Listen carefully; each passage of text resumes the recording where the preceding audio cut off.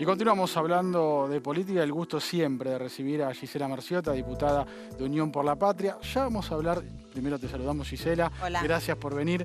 Ya vamos a hablar de todo lo que ha sucedido en el día de ayer con la ley Ómnibus, porque has sido partícipe de un hecho histórico en el día de ayer, pero quería arrancar la entrevista con respecto a lo que acabamos de ver con el móvil, ¿no? Tremendo. Tremendo, gente esperando, las tarifas para poder tratar de pagar lo menos posible y cuidar el bolsillo, 35 grados, jubilados haciendo 4, 5, 6 cuadras de cola para, cuidar el bolsillo después de tarifazo que nadie se lo esperaba, ¿o sí? ¿Cómo te va? Bueno, hola, de nuevo. De vuelta. A ver, lamentablemente uno sí se lo esperaba porque el presidente anticipó mucho de lo que hoy está sucediendo ya en su campaña y cuando lo votaron se sabía bastante de lo que él venía a hacer y hoy lo está haciendo.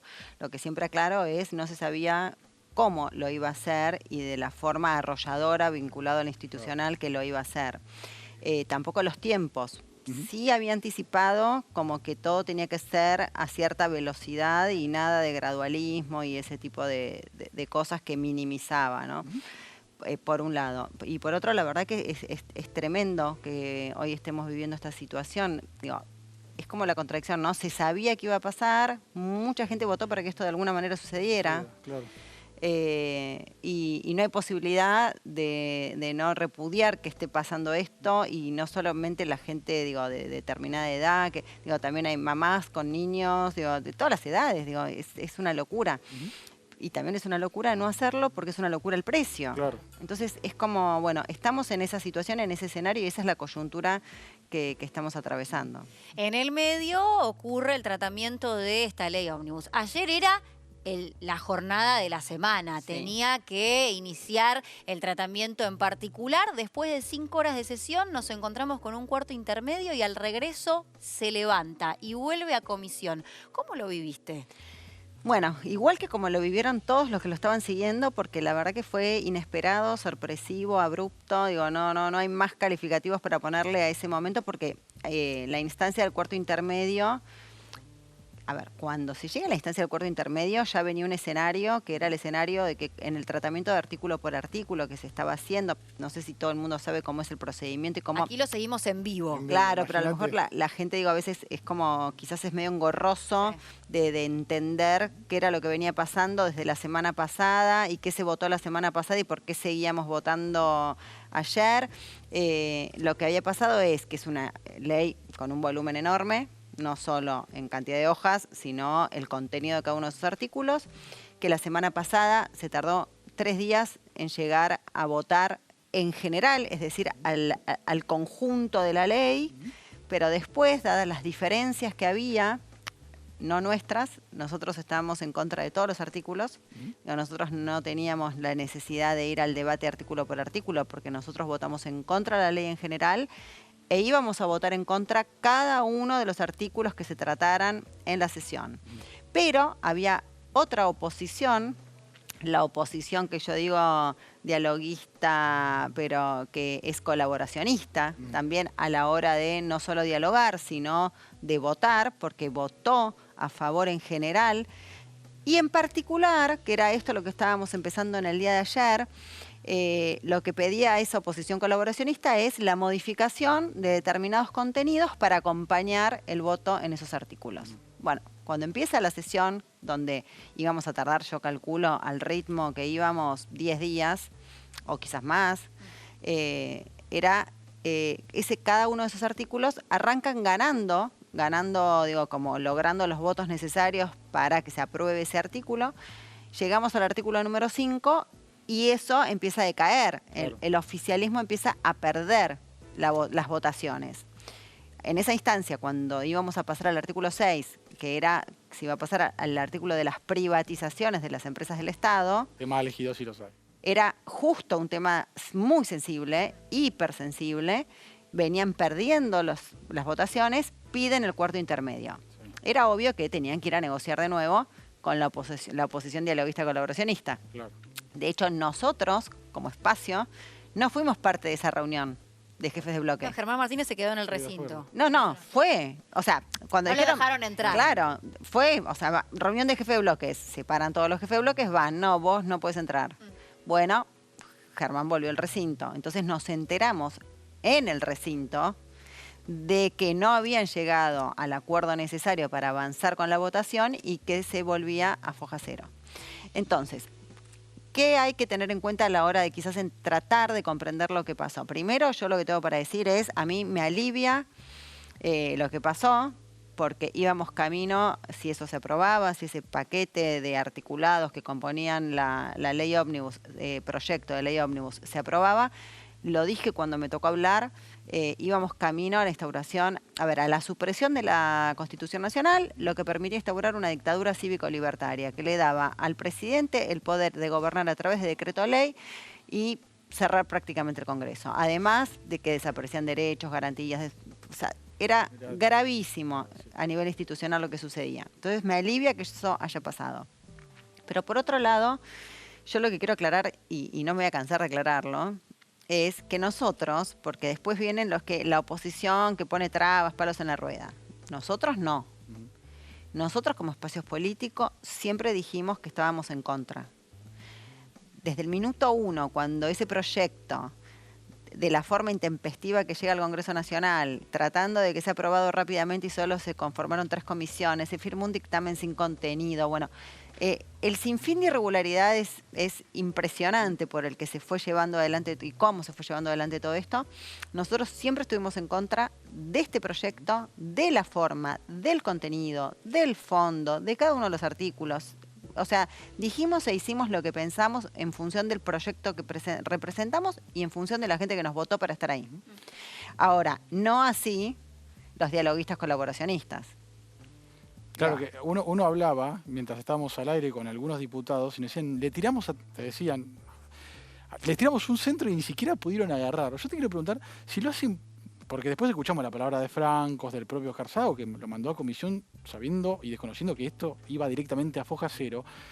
¿Qué te parece a vos? ¿Esto es impericia? Porque además uno ve al presidente y lo lee en las redes sociales de redoblar constantemente la apuesta.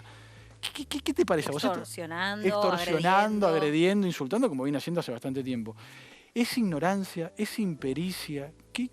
Vos con la experiencia que tenés, ¿qué conclusión quizás sacás? es un poco una combinación de todo eso, ¿no?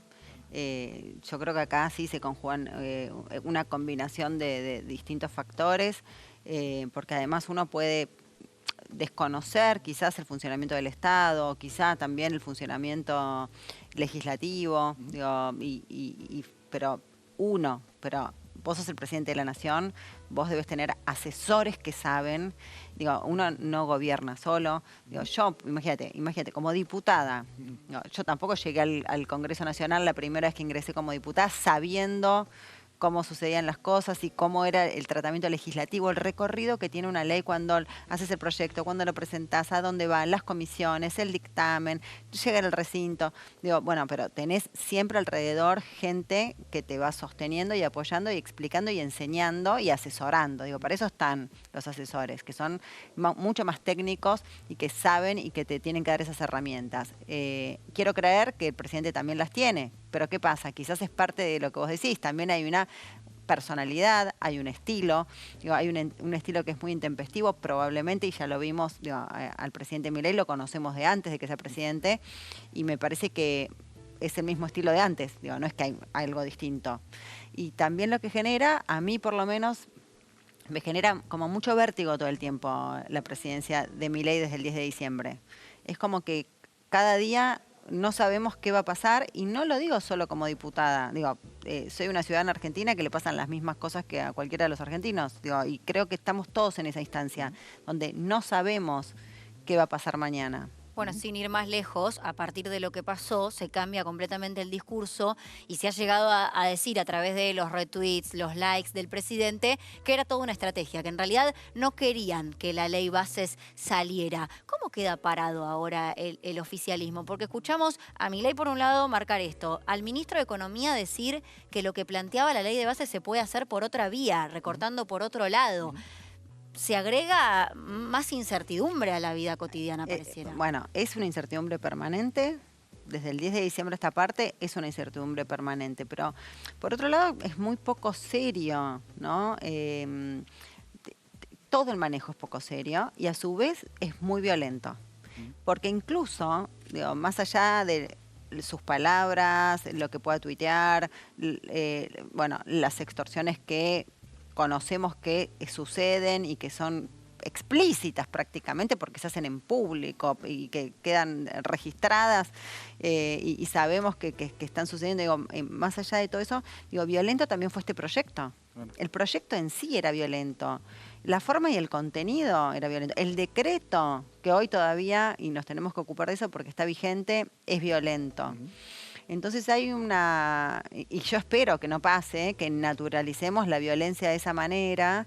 Y el presidente de la Nación es la investidura más importante que tenemos institucionalmente en la democracia. Entonces, no podemos naturalizar que se maneje de esa manera con ese nivel de violencia. Eso me parece que es altamente preocupante. No, y además es realmente impresionante cómo agredió constantemente a los diputados, sabiendo que esto es política, sabiendo que dirigentes de la Unión por la Patria pueden hablar con el radicalismo, pueden hablar con la coalición cívica y se puede llegar a algún tipo de acuerdo. Yo te quería preguntar por la cocina, ¿cómo se dio? ¿Qué es lo que percibiste vos adentro del Congreso? Porque tranquilamente un bloque que tiene la minoría y constantemente fomentaba y generaba violencia, no tenía los votos, no tiene intendentes, no tiene gobernadores, y sin embargo es como soberbia constante. Del otro lado, el bloque de Unión por la Patria, más allá de la izquierda, también habló con otros sectores diciendo, mira, nosotros somos partidos tradicionales, nosotros tenemos años en esto.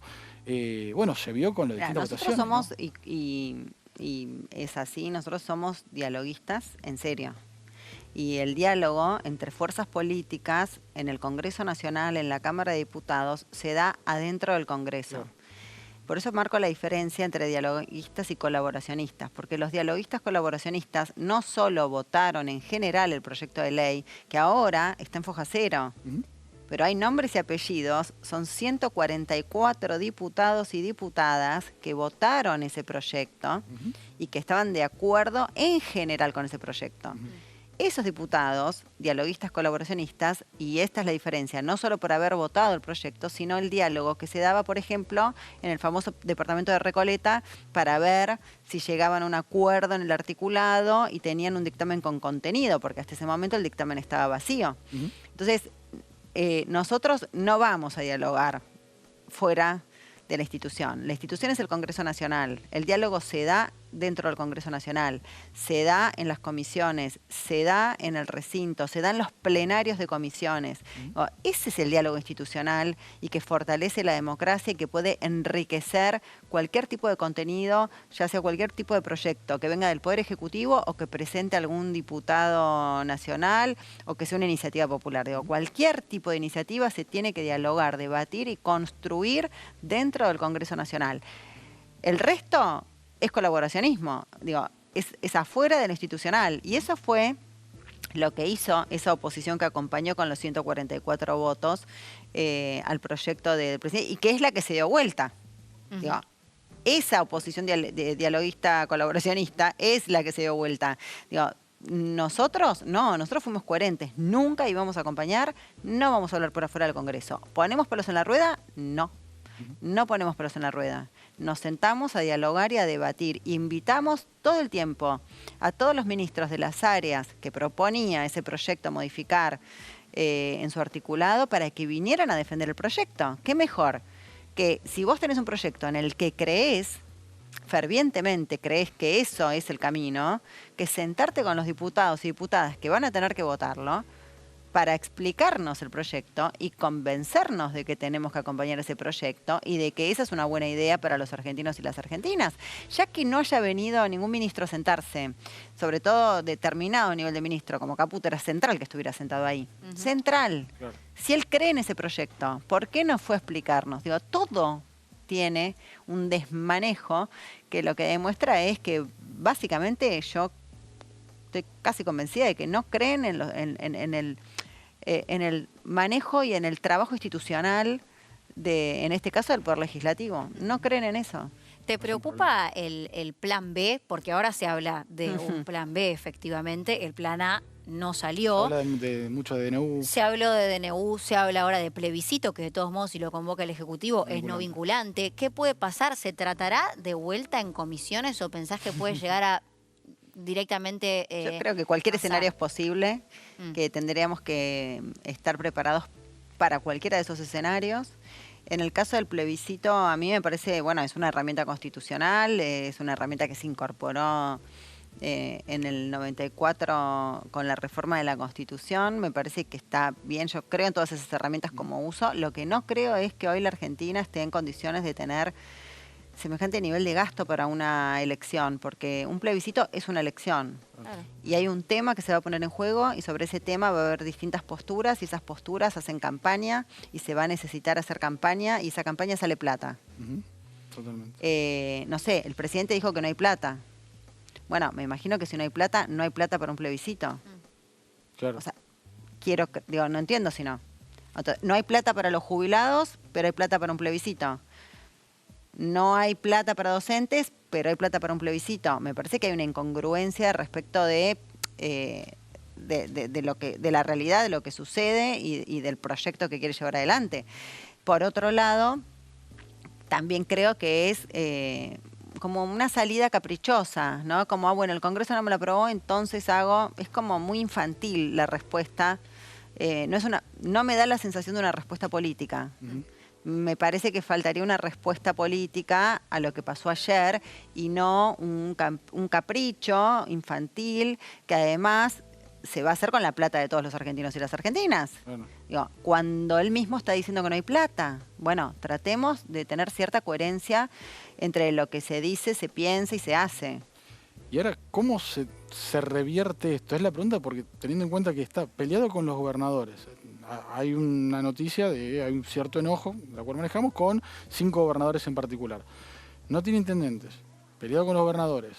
Diputados acaba de tuitear una lista negra diciendo qué diputados le hacen mal a la patria, después de todo ¿cómo lo llamó?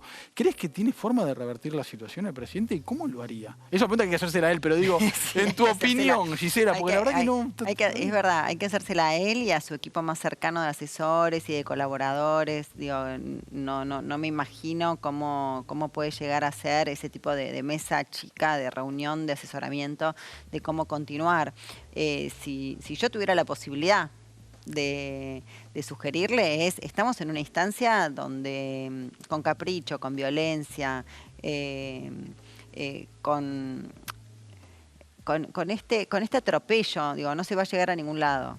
Que sí se necesita un diálogo en serio, no un diálogo basado ni en la extorsión ni en el sometimiento. Todos los espacios políticos, algunos más, y en eso somos nosotros, no tengo ninguna duda, tenemos un compromiso enorme con un proyecto nacional y popular y un proyecto en el que creemos que es para mejorarle la vida a las personas. Pero todos los espacios sabemos que estamos en una situación muy compleja. O sea que hoy la realidad es dificilísima para todos los argentinos y argentinas, para algunos muchísimo más. Entonces creo que todos los espacios políticos hoy tienen que estar a la altura también de esa circunstancia, de esa realidad, y a partir de esa realidad ser parte de un diálogo respetuoso, serio y a la altura de lo que nos está pasando para buscar una salida que tiene que ser con consenso. Que va a haber diferencias, por supuesto, y que vamos a tener diferencias abismales con el presidente Milei también. Incluso en esas diferencias donde no nos pongamos de acuerdo, pero no puede ser por atropellar las instituciones ni por llevarse puesto un poder legislativo. No puede ser que y tampoco se puede gobernar por Twitter o por X, no sé. Sí. Digo, no se puede gobernar por redes sociales. También eso es infantil. Bueno, ahí ya pasamos a la etapa adolescente quizás, pero es como muy poco serio que un presidente esté comunicándose a través de redes sociales y que sea la forma en la que le da mensajes a los adversarios políticos. Claro. No me parece. Creo que yo le diría, bueno, hay que bajar muchos cambios y estar a la altura de la investidura por la que los argentinos lo pusieron en ese lugar, porque fue elegido por herramientas democráticas, fue elegido por el voto popular, la gente por algún motivo, digo, y podemos hacer toda la autocrítica que quieran del gobierno de Alberto Fernández, por el cual termina ganando el presidente Milei, porque claramente porque el gobierno anterior era malo. Digo, si el gobierno hubiera sido bueno, claramente hubiéramos ganado nosotros. El gobierno era malo, la gente creyó que la mejor propuesta para mejorar sus condiciones era la propuesta del presidente, hoy presidente Milei. Bueno, que esté a la altura mínimamente de la gente que le depositó su voto de confianza, porque hoy está demostrando que no está a la altura del lugar al que el voto popular lo llevó y lo puso y lo colocó. Entonces me parece que tiene que ser más responsable del cargo por el cual llega y por cómo llega, que es con el voto popular. Tocaste un tema recién que es el de los jubilados, que estaban incorporados en este proyecto que finalmente queda en foja cero. Finalmente, de todos modos, ese artículo se había eliminado, pero son los que están perdiendo enormemente desde que asume Milei, teniendo en cuenta que no se modifica la fórmula, que la modificación que pretendían hacer era perjudicial para ellos también. Y ahora, si esta ley no avanza, presentarán una nueva. ¿Qué herramientas tiene un jubilado hoy? Ninguna, prácticamente, para afrontar la inflación. No, y no solo, bueno, en realidad esto nos está afectando a toda la sociedad en general y hay un claro objetivo de este gobierno que son los jubilados. O sea, son variable de ajuste para este gobierno. Claramente, eso quedó demostrado con el proyecto y imagínate el nivel de irresponsabilidad que en el proyecto se estaba hablando de eliminar la fórmula de aumento jubilatorio y de arrasar con el Fondo de Garantía de Sustentabilidad y nunca se conformó la Comisión de Previsión Social. Claro. O sea, imagínense lo poco serio que fue todo lo que se vivió en el Congreso Nacional. Como esto, un millón de temas, el tema de las modificaciones que hacían a la ley de salud mental y no se conformó la Comisión de Salud, digo, bueno, todo ese tipo de cosas. Yo personalmente tengo un compromiso enorme con el tema de la previsión social y con los adultos y adultas mayores, actuales jubilados y futuros jubilados y adultos mayores y no tan adultos mayores, pero adultos que seremos algún día también jubilados. Es un tema que a mí, que yo personalmente me lo tomo muy seriamente. Estuvimos el año pasado muy comprometidos y logramos la ley de plan de pago de deuda previsional, que en realidad es una moratoria, pero que se hizo por ley. De mi parte, yo tengo todo el compromiso y pueden contar conmigo para todo lo que sea necesario de visibilizar, de seguir presentando los proyectos que consideremos necesarios en función en lo que nosotros creemos. Quizás con muy pocas posibilidades hoy de que esos proyectos en los que creemos se conviertan en ley, pero la tarea legislativa también es esa, ¿no? Es tener una coherencia en la presentación de proyectos y dar el acompañamiento. A mi despacho pueden venir jubilados y jubiladas de toda la Argentina para que nosotros tengamos el diagnóstico certero, para que podamos armar los proyectos, para ayudarlos y contener esta situación. Lamentablemente, no tenemos la posibilidad de ejecutar la política pública para resolver el problema y para cambiar esta instancia en la que estamos con la línea que tiene el presidente Milei respecto de los jubilados. Todo lo que se pueda frenar y usaremos todas las herramientas necesarias para frenar cualquier atropello a jubilados y jubiladas y cualquier atropello en términos generales a los ciudadanos y ciudadanas. Claro, con respecto a lo que estás diciendo, ¿cómo tomás las amenazas del propio Milei cuando dice, bueno, no aprobaron la ley ómnibus, el ajuste va a ser peor? ¿Qué es lo que te pasa a vos cuando escuchás eso? A mí no me sorprende nada del presidente Milei.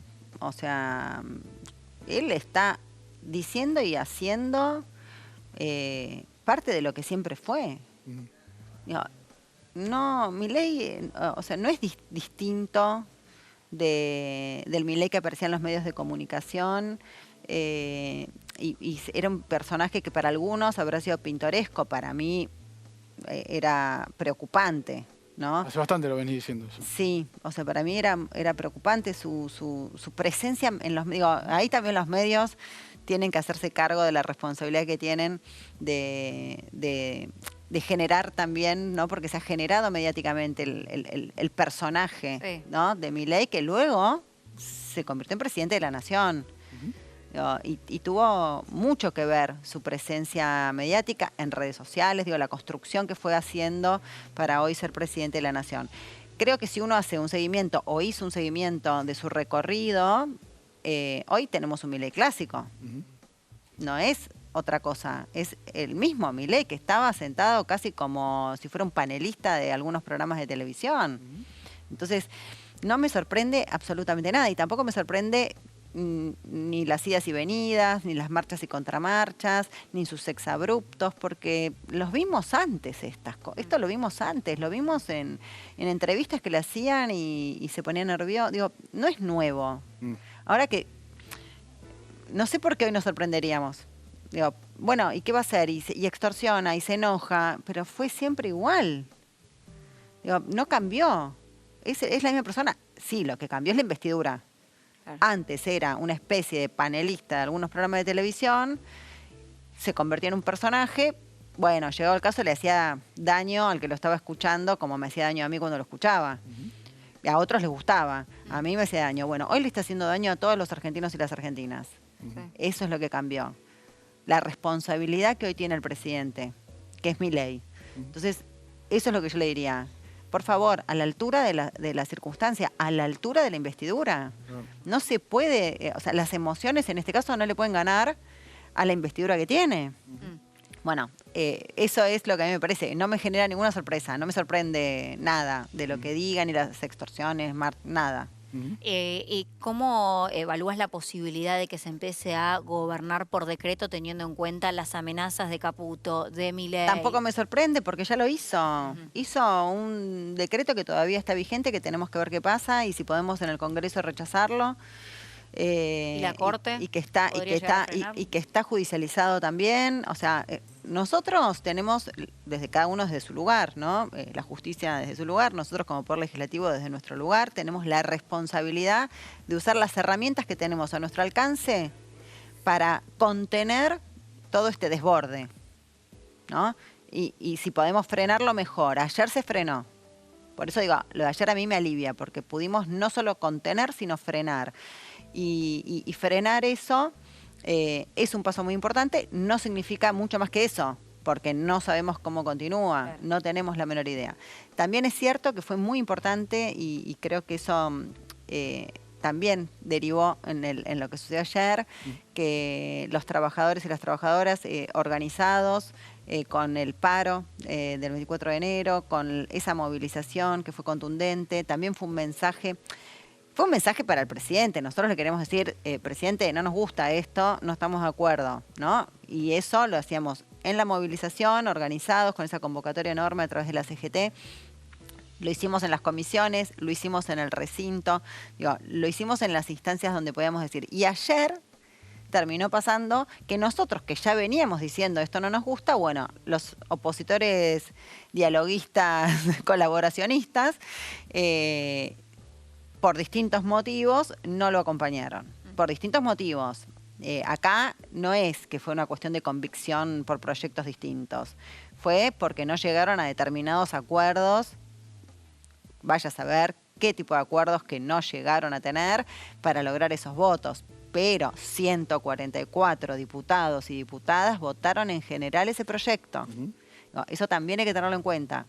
Así que bueno, un poco eso de estas idas y vueltas y poder reivindicar la organización, la movilización, el poder decir esto no nos gusta, lo pudimos hacer en el recinto también. Lamentablemente se trató de hacer en la vereda del Congreso durante los días de sesión y la reacción del gobierno, por supuesto que fue violenta.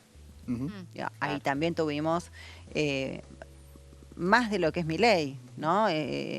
Con la empleada del mes, la ministra de Seguridad, reprimiendo a trabajadores, trabajadoras que se estaban manifestando, había adultos mayores también, trabajadores de prensa, periodistas, que también fueron agredidos, con lo cual se agredió, todo.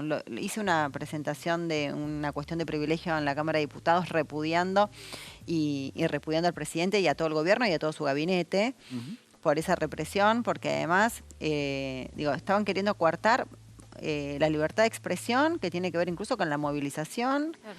La libertad de expresión de los periodistas que tenían que informar, que están trabajando. O Están sea, identificados con un también, porque chaleco. después la ministra hablaba acerca de utilizar un chaleco, cuando en definitiva hay una identificación clara a partir de la cámara y el micrófono en algunos casos, en otros hay identificación de credencial, pero hubo una jornada puntual en que algunos diputados de Unión por la Patria de la izquierda salieron, además del recinto, si mal no recuerdo estabas ahí también, tomándose de los brazos para formar un cordón Para que proteger a la pudiera, gente. claro, que pudiera contraponerse a los efectivos policiales que eran, pero no, el operativo sobrepasaban, policial, sí, no, el número. operativo policial la magnitud del operativo daba miedo. Y no, tampoco se condecía con la cantidad de gente que había Exacto. en la plaza, era todo desmedido. Bueno, pero todo es desmedido, ¿no? Yo creo que Milei es desmedido, él es desmedido. Su estilo que conocimos, su forma es desmedida. El DNU es desmedido. El proyecto de ley ómnibus es desmedido. La magnitud del operativo y la represión, digo, todo tiene como esas características. Bueno, yo creo que es muy importante que ahora, como de alguna manera, que pueda bajar como esas revoluciones y que pueda realmente tomar con responsabilidad el lugar que está ocupando, que es muy importante. Es el lugar más importante al que puede aspirar cualquier argentino o argentina y que haga política. Entonces, bueno, espero que pueda estar a la altura de las circunstancias y que pueda calmar un poco, ¿no? las aguas internas propias. Hablando de eso, ¿cómo ves y qué percibís con respecto al peronismo y su liderazgo, lo que viene de ahora en más, después de todo lo que pasó? Bueno, creo que todavía estamos en una etapa como inicial, que quizás comenzaba después del 10 de diciembre, bueno, o después de haber perdido la segunda vuelta, pero cuando asume el presidente Milei, no nos dio tiempo, creo, de poder decir, bueno, ahora tenemos que nosotros hacer nuestra reflexión para reconstruir este espacio político, porque después de 4 años de una presidencia que, bueno, yo fui bastante crítica durante los 4 años, sobre todo los últimos 2. De hecho, me diferencié, digo, y milité y le puse herramientas a los proyectos y a las ideas por las que yo estoy siendo diputada. Digo, una de ellas tiene que ver con la primera moratoria que se estaba venciendo y no se firmaba para extender, y ahí estuvimos en las calles haciendo hasta semaforazos para que el presidente use la lapicera en ese momento. Digo, voté en contra del acuerdo con el Fondo Monetario Internacional porque sabía que avalar eso era avalar un ajuste. Digo, yo tengo un montón de diferencias. Tuve un montón de diferencias y tuve la posibilidad de poder manifestarlas dentro de ese espacio. Bueno, a pesar de eso, digo, no logramos hacer un buen gobierno y no logramos convencer a la gente de que lo íbamos a poder hacer después del 10 de diciembre con otro presidente, pero siempre con el mismo espacio político. Entonces, bueno, ahora creo que es imperiosa la necesidad, primero, de que el expresidente, que hoy es presidente del Partido Justicialista, mínimamente dé un paso al costado de la conducción del PJ nacional. De hecho, ni siquiera está en la Argentina. Claro. Entonces, digo, es como, bueno, ya está. Da un paso y permití que reconstruyamos la dirigencia nacional del Partido Justicialista, dando un paso al costado, porque la derrota es del candidato y es de Alberto Fernández. Digo, es así. Y del gobierno de Alberto. Entonces me parece que eso sería muy importante, digo, y hasta sería muy valorado si lo hiciera. Lo hizo en su momento Néstor Kirchner cuando perdió la elección en la provincia de Buenos Aires, era el presidente del PJ al día siguiente, después de la elección. Se sentó y renunció a la presidencia del PJ porque dijo, tengo que escuchar a las urnas. Bueno, yo creo que hay muchos dirigentes que tienen que escuchar las urnas que no nos eligieron. Creo que hay que reflexionar mucho sobre eso para reconstruir nuevamente este espacio y quizá que empiecen a surgir. No me parece que se pueda decir a dedo, este es el líder que va, no, esas cosas a mí me parece que son procesos que tienen que irse desarrollando, que hay que conversar, dialogar, discutir, y todo lo que se tenga que hacer adentro del espacio para volver a recuperar la confianza en los argentinos y las argentinas, para que vuelvan a confiar en que somos nosotros los que les vamos a poder resolver los problemas. Reconozco que no se le resolvieron los problemas a muchos argentinos y argentinas, a la mayoría. De hecho, si no hubiéramos ganado durante el último gobierno de nuestro espacio político, y por eso tenemos que hacer esa tarea, porque si no, no van a volver a confiar en nosotros y no van a volver a creer que somos capaces de resolverle los problemas. Así que, bueno, espero que podamos llegar a esa etapa. La verdad que no estamos todavía en esa etapa, porque también es cierto que hubo urgencias, y ante la urgencia no había posibilidad de llegar a esta instancia. Teníamos que salir a hacer lo que hicimos, que gracias a que salimos a hacer lo que hicimos, también pudimos ponerle este freno a este megaproyecto que venía a hacer estragos en la Argentina. Respecto a eso, mucho se especuló con, ante el triunfo de Milei, la designación de autoridades en la Cámara, con si era Martín Menem o Cristian Ritondo. En aquel momento se especuló con una idea de la propia Cristina Fernández de Kirchner acerca de que le correspondía a la Libertad Avanza, por una cuestión institucional, pero incluso de estrategia política frente a quizás la inexperiencia. Después de lo que pasó ayer, ¿vos cómo lo ves? Yo sigo creyendo en que le corresponde al oficialismo, las autoridades de la Cámara. Y esto, digo, más allá del presidente de la Cámara de Diputados, acá la estrategia del oficialismo es integral. Y la estrategia legislativa del oficialismo, bueno, fracasó ayer. No sé si tiene un nombre y un apellido. Bueno, si alguien tiene que pagar un costo político por el fracaso de ayer, bueno, le resolverá la Libertad Avanza. Digo, no soy parte ni seré de ese espacio político. Entonces, lo resolverán ellos. Pero sí creo que todo lo que es responsabilidad institucional, autoridades de la Cámara, de la línea sucesoria, digo, me parece que eso tiene que estar en manos del oficialismo. ¿Crees, la última de mi parte, agradeciéndote siempre el tiempo, ¿crees que es momento de partidos tradicionales fuertes en la Argentina con lo que está pasando? Yo creo que es, sí, momentos de mucha reflexión y de reconstrucción. Que sí se necesita lo que sea sólido. Y me refiero no solo a partidos políticos tradicionales, como vos decís, porque nosotros somos un espacio donde hay muchas fuerzas políticas, ¿no? Unión por la Patria no es un partido político, si bien la mayor representatividad dentro del espacio es del peronismo, pero hay muchas fuerzas políticas adentro. Yo creo en los partidos políticos. Y entonces sí creo siempre en la necesidad del fortalecimiento de los partidos políticos, y en instancias como esta, donde hay una instancia de crisis tan grande, los partidos políticos son sumamente necesarios y esa reconstrucción es sumamente necesaria y ese fortalecimiento es sumamente, pero también los sindicatos. Claro. Estamos en un momento donde el rol del sindicalismo es fundamental.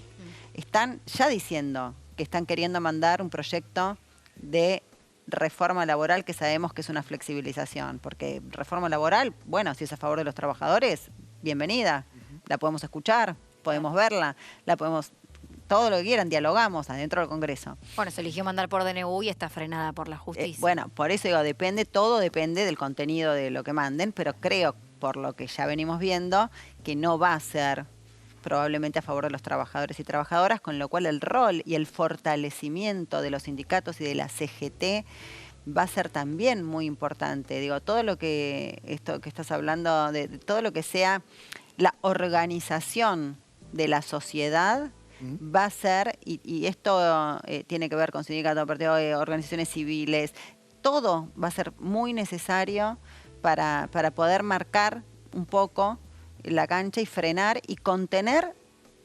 Yo espero que no suceda, pero bueno, en caso de que avancen estas propuestas del presidente Milei, contener las consecuencias que va a traer si algo de toda esta propuesta que tiene el presidente Milei para llevar adelante en su gobierno avanza. Si eso avanza, bueno, tenemos que estar todos organizados para contener, para frenar y contener esas consecuencias.